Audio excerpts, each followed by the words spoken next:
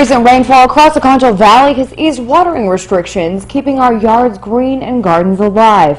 However, it's not a matter of if, but rather when. The next dry spell will leave us searching for water solutions.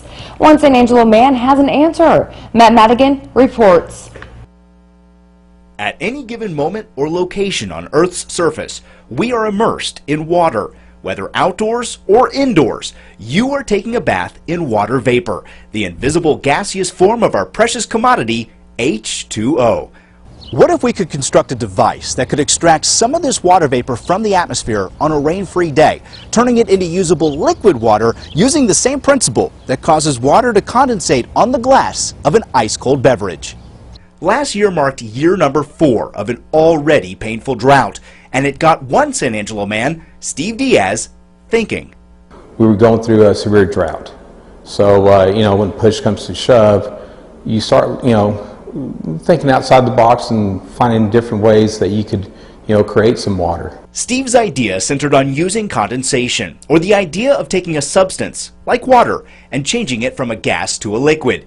Yet the ingenious part of his design was in the simplicity of the system's parts. Basically, it's a 4-inch, 40 scheduled PVC pipe.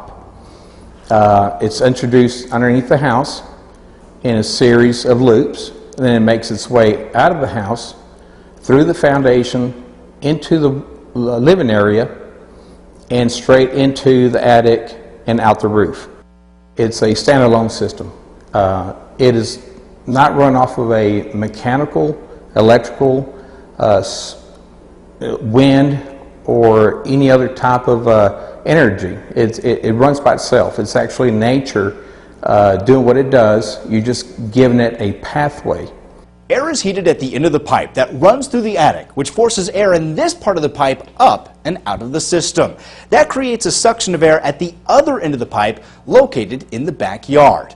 That air is transported about 7 feet underground and cooled to temperatures in the 50s.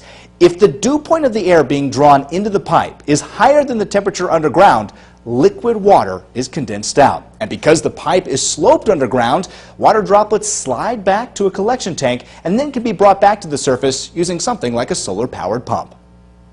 Once it's up to the surface, you can have it on a pond. You can create a little waterfall in the back where you can water the trees or garden or whatever you may want to do with that.